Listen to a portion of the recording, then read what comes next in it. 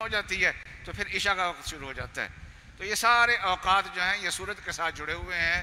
تو اللہ تعالیٰ نے یومیہ نمازوں کا حساب سورج کے ساتھ جوڑا اور ہمارے مہینوں کا حساب، رمضان کا حساب، عیدین کا حساب، قربانی کا حساب، حج کا حساب، یہ اللہ تعالیٰ نے چاند کے ساتھ جوڑا ہے. اور اس کی وجہ یہ ہے کہ سورج کے مہینوں کا حساب کرنا عام آدمی کے بس کی بات نہیں ہے. اس لیے ماہرین کا کام ہے اور اللہ تعالیٰ نے ہمیں ماہرین کے حوالے نہیں کیا. ہمارے ایک وزیر صاحب کہتے ہیں نا کہ ماہرین کے حوالے کر دو. وہ ماہر تو علماء بھی بہت ہیں لیکن اللہ تعالیٰ نے اور اللہ کے رسول نے ہمیں ماہروں کے حوالے نہیں کیا. اب نمازوں کا جو حساب ہے یہ عام آدمی کرنا چاہے تو بآسانی کر سکتا ہے. وہ ہماری جنتریاں چھپی ہوئی ہیں لیکن نہ بھی چھپی ہوئی ہوں جب نہیں ہوتی تھی جنتریاں اس وقت بھی نمازوں کا حساب لوگ بآسانی کر لیا کرتے تھے. کوئی مشکل کام نہیں تھا، عام آدمی بآسانی. ہمارے گاؤں کی جو مائیاں ہوتی تھیں وہ دیکھ کے بتا دیتی تھی کہ فجر کا وقت شروع ہوا یا نہیں ہوا. یہ گھر کی عورتیں بھی ہمیں بتا دیا کرتی تھیں. تو شریعت کا مزاج ہے کہ ایسے ضابطے بنائے جائیں جن کو عام آدمی بھی سمجھ سکے. تو نمازوں کے اوقات جو سورج کے ساتھ جڑے ہوئے ہیں اس کو عام آدمی سمجھ سکتا ہے اور جو سورج کے ساتھ جو مہینے جڑے ہوئے ہیں عام آدمی نہیں سمجھ سکتا. تو ان مہینوں کا حساب جائز تو ہے لیکن چاند کا حساب آسان تھا، اللہ تعالیٰ نے اس کے ساتھ جوڑ دیا ہے. تو دونوں چیزیں کے ساتھ اللہ تعالیٰ نے حساب جوڑے ہوئے ہیں. محرم کا جو مہینہ ہے یہ سال کے ان 4 مہینوں میں سے ہے جن کو اللہ تعالیٰ نے محترم قرار دیا ہے. فرمایا کہ ان عدت الشہور عند اللہ 12 شہرا فی کتاب اللہ یوم خلق السماوات والارض. جب سے آسمان و زمین پیدا ہوئے ہیں اللہ تعالیٰ نے مہینے 12 رکھے. ان 12 مہینوں میں سے 4 مہینے محترم مہینے. وہ حدیث میں اس کی تفصیل آتی ہے 4 مہینوں کی کہ 3 مہینے متواتر ہیں اور 1 مہینہ الگ ہے. متواتر مہینے کون سے ہیں؟ ذی قعدہ، ذی الحجہ، محرم. یعنی 2 مہینے سال کے آخر کے اور 1 مہینہ سال کے آغاز کا. تو یہ 3 مہینے تو متواتر ہیں. اور فرمایا 1 مہینہ الگ ہے وہ ہے رجب کا مہینہ جو جمادی الاخری اور شعبان کے درمیان میں ہوتا ہے. رسول اللہ صلی اللہ علیہ وسلم نے اس تفصیل سے اس کو بیان فرمایا ہے. اور فرمایا کہ ان 4 مہینوں کے یہ محترم مہینے. تو محرم کا مہینہ ان 4 مہینوں کے اندر آ جاتا ہے لیکن محرم کے الگ سے بھی کچھ فضائل ہیں. اس مہینے کا کہ 10 تاریخ جب آتی ہے تو 10 تاریخ کو عاشر کہتے ہیں عربی زبان میں. 10 کو عاشر یا عاشرہ اور اس دن کو 10ویں دن کو عاشورہ کہتے ہیں. 9 تاریخ کو 9 کو تسعون کہہ دیتے ہیں اور عربی زبان میں 9 تاریخ کو تاسوعہ، کتابوں میں تاسوعہ کا لفظ بھی آتا ہے اور 10 تاریخ کے لیے عاشورہ کا لفظ بھی آتا ہے. اور عاشورہ کا لفظ یہ پچھلی امتوں سے محترم چلا ہوا آ رہا ہے. چنانچہ موسیٰ علیہ السلام کو اللہ تعالیٰ نے موسیٰ علیہ السلام کو اور بنی اسرائیل کو اللہ تعالیٰ نے فرعون سے نجات عطا فرمائی اور فرعون کو سمندر میں غرق فرمایا اور سال ہا سال سے. لیکن موسیٰ علیہ السلام اور بنی اسرائیل نے جو نجات پائی ہے اس کا تذکرہ صحیح بخاری کے اندر ملتا ہے. بعض باتوں کا تذکرہ احادیث میں مل جاتا ہے اور بعض باتوں کا تذکرہ احادیث میں نہیں ملتا. یہ 4 مہینے جو فرمایا محترم ہے 4 مہینے. ان مہینوں کا احترام پہلے تو بہت سارے احکام تھے. ان مہینوں میں جنگ جائز نہیں تھی لیکن اب تو اللہ نے فرمایا انہی مہینوں کو تذکرہ کر کے وقاتلوا المشرکین کافۃ کما یقاتلونکم کافۃ. تو ان 4 مہینوں کا اب احترام کیا ہے، کیا احکام ہے؟ اب اللہ تعالیٰ نے ایک حکم بیان فرمایا فلا تظلموا فیہن انفسکم کہ ان مہینوں میں تم اپنی جانوں پہ ظلم نہ کرو. جانوں میں ظلم کیا ہے؟ گناہ کرنا. یعنی ان مہینوں میں اپنے آپ کو گناہوں سے بچاؤ. فلا تظلموا فیہن. اور سب سے بڑا گناہ تو شرک کا گناہ ہے. اور اس یوم عاشورہ کو کتنا لوگ شرک کرتے ہیں. امام حسین کے سے مرادیں مانگتے ہیں. وہ ایک خاتون تھی نا, اس کا بچہ نہیں ہو رہا تھا, بچہ نہیں مل رہا تھا. بچہ نبیوں کو جب نہیں ملا تو کس سے مانگا؟ اللہ سے مانگا. حضرت زکریا علیہ السلام کو اولاد نہیں ملی تو کس سے مانگی؟ اللہ سے مانگی تھی. تو قرآن تو ہمیں یہ بتاتا ہے. تو وہ خاتون اپنے خامن سے کہے کہ نہیں, وہ تعزیہ نکلتا ہے نا, تو تعزیہ میں درخواست ڈال کے آؤ امام حسین کے نام کہ اللہ ہمیں بچہ دے دے. اس نے کسی دوست سے کہا کہ میری بیوی بہت تنگ کرتی ہے. تو اس نے کہا ٹھیک ہے, آپ بیوی کی بات مانیں, درخواست ڈالیں. چنانچہ اس نے اپنی درخواست ڈالی کہ اے امام حسین, ہم بے اولاد پھر رہے ہیں, ہمیں اولاد دیجیے. اور یہ درخواست لکھ کے تعزیہ کے اندر ڈال دی. اور لوگ بھی ڈالتے تھے. اس کے اس دوست نے وہ درخواست اٹھائی اور اس پر کچھ لکھ کے دوبارہ پھر ڈال دی. اور شام کو دوست نے کہا کہ جب تعزیہ ختم ہونا تو اپنی درخواست نکال لینا, امام حسین کا شاید جواب آیا ہو. شام کو جب درخواست اس نے نکالی تعزیہ سے تو نیچے لکھا ہوا تھا کہ آپ کی بیوی بانجھ ہے, اس سے اولاد کی توقع نہیں, اور اس کو چھوڑے اور شادی کر لیں. اور فقط والسلام امام حسین. آ کے بیوی کو کہا کہ اب تو خیر منا. امام حسین کا جواب بھی آ گیا. جب اس کو جواب دکھایا, کہنے لگا امام حسین نے یہاں کہاں آ جانا تھا جواب لکھنے کے لیے. امام حسین نے کیسے جواب لکھ دیا؟ تو کہا اگر بیٹا دے سکتا تھا پھر جواب بھی لکھ سکتے ہیں. امام حسین اگر بیٹا دے سکتے ہیں تو پھر جواب بھی لکھ سکتے ہیں. تو ایک تو یہ ہے کہ ان مہینوں میں شرک نہیں کرنا, مانگنا ہے. ہمیں تو امام حسین یہی سکھا کے گئے ہیں, اہل بیت ہمیں یہی سکھا کے گئے ہیں کہ کس سے مانگنا ہے. جی, جو کہتے ہیں علی مشکل کشا. علی کو مشکل کشا ہم بھی کہتے ہیں, لیکن وہ مشکل کشا ہیں علمی مشکل کشا, علمی مشکلات کو حل کرنے والے, بڑے بڑے عقدوں کو حل کرنے والے, بڑی تو مشکل مسائل کو حل کرنے والے مشکل کشا ہیں, لیکن علمی مشکل کشا ہے ہمارے. اور ہم اپنا پیر مانتے ہیں. حضرت علی کو کیا مانتے ہیں جی؟ پیر مانتے ہیں. امام حسین کی بات انشاءاللہ جمعہ کے دن کریں گے انشاءاللہ. تو امام حسین کے فضائل کی بات جمعہ کی نماز کے بعد, اور امام حسین کی شہادت کا مقصد یہ جمعہ کی نماز سے پہلے انشاءاللہ جمعہ کے دن بیان کریں گے, اور وہ انشاءاللہ وہاں اس دن بیان ہوگا ہمارا. تو ہم حضرت علی کو کیا مانتے ہیں جی؟ اپنا پیر مانتے ہیں. چنانچہ سلسلہ چشتیہ کا آپ شجرہ نکال لیں, سلسلہ قادریہ کا شجرہ نکال لیں, سلسلہ سہروردیہ کا شجرہ نکال لیں.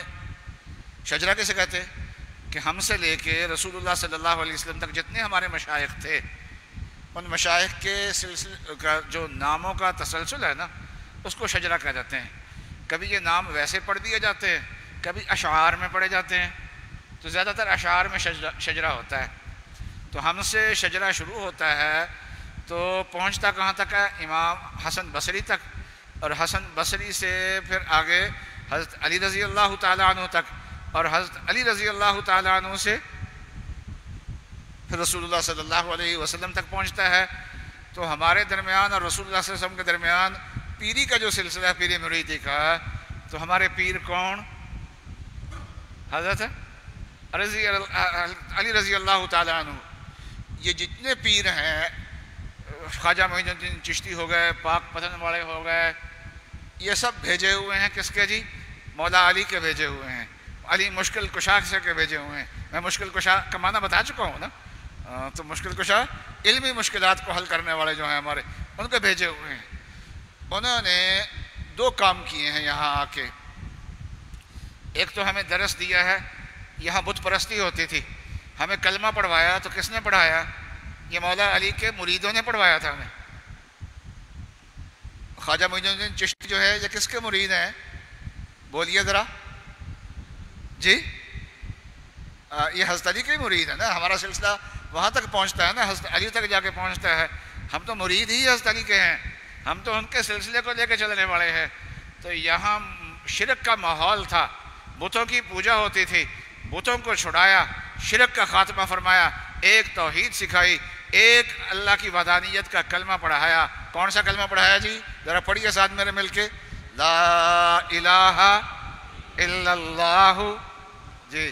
تو یہ کلمہ کس نے پڑھایا ہمیں؟ یہ حضرت علی کے بھیجے ہوئے جو لوگ تھے نا, ان کے سلسلے کے جو لوگ تھے, یہ خواجہ معین الدین چشتی یہ ان کے بھیجے ہوئے لوگ ہیں. یہ پاک پتن والی جو سرکار ہیں یہ کن کے بھیجے ہوئے ہیں جی؟ یہ حضرت علی کے بھیجے ہوئے ہیں. یہ کلمہ تو ہمیں انہوں نے پڑھایا ہے. اور دوسرا ہمیں انہوں نے بتایا کہ دنیا سے محبت نہیں کرنی, دنیا سے محبت نہیں کرنی. آپ حضرت علی رضی اللہ تعالیٰ عنہ کے خطابات دیکھ لیں, جو انہوں نے خطاب فرمائے ہیں نا, خطاب. اللہ تعالیٰ مغفرت فرمائے, درجات بلند فرمائے. حضرت مولانا یوسف صاحب حضرت جی, مولانا الیاس صاحب کے صاحبزادے, انہوں نے حیات الصحابہ لکھی ہے. حیات الصحابہ میں مختلف صحابہ کی تقریریں لکھی ہوئی ہیں, اس میں حضرت علی کی تقریریں بھی مل جائیں گی آپ کو. تو حضرت علی رضی اللہ تعالیٰ عنہ کی جو تقریریں ہیں وہ ہمیں کیا بتاتی ہیں؟ دو چیزیں بتاتی ہیں. ایک تو دنیا سے دل نہ لگاؤ, اور دوسرا بتاتی ہیں قرآن پڑھو, قرآن سیکھو. وہ زیادہ قرآن کے شان بیان کرتے ہیں. تو انہوں نے ہمیں قرآن سکھایا. اور حضرت علی نے ہمیں کیا سکھایا؟ فرمایا کہ ابو بکر و عمر کو اس امت میں سب سے افضل سمجھنا. اور امام احمد بن حنبل نے فضائل صحابہ کی کتاب لکھی ہے, اس میں روایت ہے کہ حضرت علی فرماتے ہیں کہ جس آدمی نے مجھے ابو بکر و عمر پہ فضیلت دی, اور جو ابو بکر و عمر کی ساری امت پہ فضیلت کا قائل نہ ہوا, تو میں اس کو سزا دوں گا, تو میں اس کو سخت ترین سزا دوں گا. تو ہمیں حضرت علی رضی اللہ تعالی عنہ نے یہ ہمیں درس دیا ہے, اور ہم ان کے تعلیمات پہ پکے ہیں. ان کی تعلیمات یہ ہیں, انہوں نے ہمیں یہ تعلیمات دی ہیں. تو یوم عاشورہ کی اصل بات کر رہا تھا. تو یوم عاشورہ یہ محرم کا مہینہ کی, ایک تو یہ ہے کہ یہ محرم کا مہینہ 4 محترم مہینوں میں سے ہے. دوسری اس کی فضیلت یہ ہے کہ اس کے نام کے اندر ہی فضیلت ہے. محرم کا معنی قابل احترام ہوتا ہے. تیسرا, رسول اللہ صلی اللہ علیہ وسلم نے اس مہینے کو شہر اللہ فرمایا ہے, یہ اللہ کا مہینہ. اور عاشورہ کے دن کے بارے میں 2 فضیلتیں آتی ہیں. ایک فضیلت تو صحیح احادیث میں آتی ہے کہ رسول اللہ صلی اللہ علیہ وسلم عاشورہ یعنی 10 محرم کے روزے کا اہتمام فرماتے تھے. اور ابن عباس فرماتے ہیں کہ رسول اللہ صلی اللہ علیہ وسلم کو دیکھا, ایک تو عاشورہ کے روزے کا اہتمام فرماتے تھے, اور دوسرے رمضان المبارک کے روزوں کا احترام فرماتے تھے. اور رمضان کے روزے فرض ہونے سے پہلے رسول اللہ صلی اللہ علیہ وسلم بہت اہتمام سے روزہ رکھتے تھے. اور پھر جب رمضان کے روزے فرض ہو گئے تو اس کے بعد پھر اس کی فرضیت ختم ہو گئی. پہلے اس کے روزے فرض تھے, بعد میں اس کی فرضیت ختم ہو گئی. اور یہ حضرت صلی اللہ علیہ وسلم کے ارشادات سے معلوم ہوتا ہے کہ نفلی روزوں میں سب سے افضل روزہ وہ محرم کا روزہ ہے. اس لیے عاشورہ کا روزہ رکھنا چاہیے. حضرت صلی اللہ علیہ وسلم بہت اہتمام سے روزہ رکھتے تھے. حضرت صلی اللہ علیہ وسلم سے عرض کیا گیا کہ یا رسول اللہ, اس دن تو یہودی بھی روزہ رکھتے ہیں. پوچھا کیوں رکھتے ہیں؟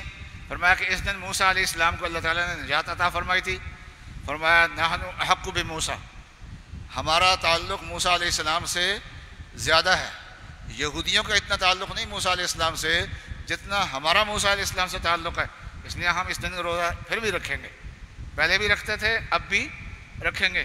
ہاں البتہ یہودیوں سے کی مشابہت سے بچنے کے لیے فرمایا آئندہ سال اگر میں دنیا میں ہوا تو پھر میں 9 ذی الحجہ کا روزہ بھی ساتھ 9 محرم کا روزہ بھی ساتھ ملاؤں گا.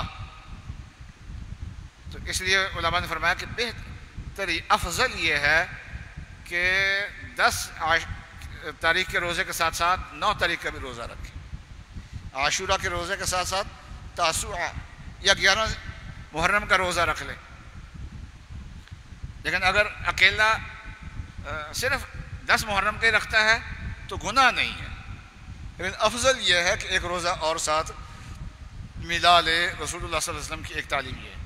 اور ایک اور بھی ہے حدیث کو جو سند کے اعتبار سے تو زیادہ قوی نہیں ہے، لیکن محدثین کہتے ہیں ہمارا تجربہ بھی ہے. وہ یہ ہے کہ آن نے فرمایا کہ جو آدمی اپنے گھر والوں پہ 10 محرم کو فراخی کرے گا، یعنی اپنی گنجائش کے مطابق ذرا وسعت اختیار کر لے کھانے پینے میں، تو اللہ تعالیٰ سارا سال اس کے لیے وسعت رکھیں گے. یہ ایک دنیاوی فائدہ رسول اللہ صلی اللہ علیہ وسلم نے بیان فرمایا ہے، یعنی فضیلت نے بیان فرمائی، ایک دنیا کا فائدہ رسول اللہ صلی اللہ علیہ وسلم نے بیان فرمایا ہے. کوئی آدمی اس کو اختیار کر لے تو بہت اچھی بات ہے. تو یہ چند باتیں اس دن اس مہینے کے بارے میں اور عاشورہ کے فضیلت کے بارے میں نے عرض کی ہیں. تو یہ عاشورہ کی فضیلت پہلے سے چلتی ہوئی آ رہی ہے، اور اہل کتاب بھی مانتے تھے اور اہل مکہ بھی اس کی فضیلت کے قائل تھے، پہلے سے چلتی ہوئی آ رہی ہے. یہ نہیں ہے کہ امام حسین کی شہادت کی وجہ سے.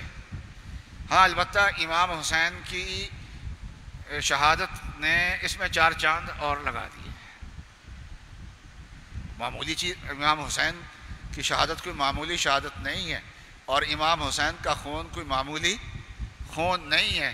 جس وقت امام حسین شہید ہوئے ہیں اس روئے زمین پہ، اس وقت امام حسین سے بڑھ کے کوئی اور نہیں تھا. جب جنگ ہوئی ہے امام حسین کے خاندان کے بہت لوگ تھے، آپ کے بھائی تھے جو دوسری ماؤں سے تھے.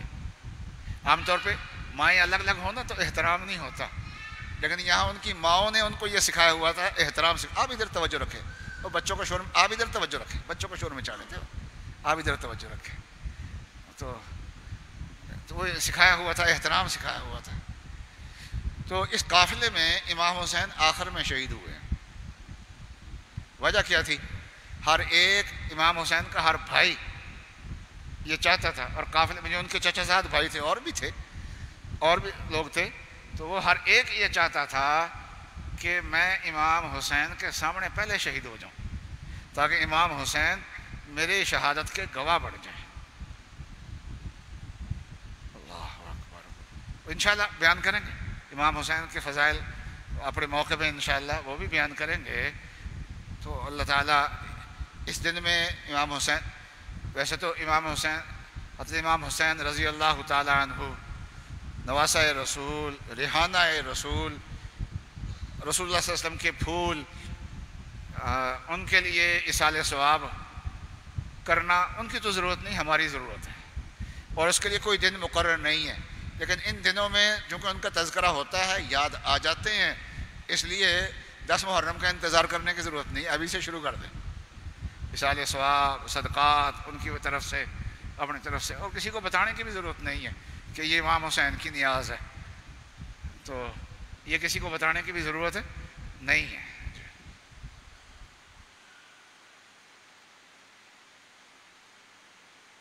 اللہ تعالیٰ توفیق عطا فرمائے اور ہمیں اہل بیت کا بھی ادب نصیب فرمائیں اور صحابہ اکرام کا بھی ادب نصیب فرمائیں، اور یہ دنوں کو ہم محترم دن سمجھیں، منحوس دن نہ سمجھیں. وآخر دعوانا ان الحمد للہ رب العالمین.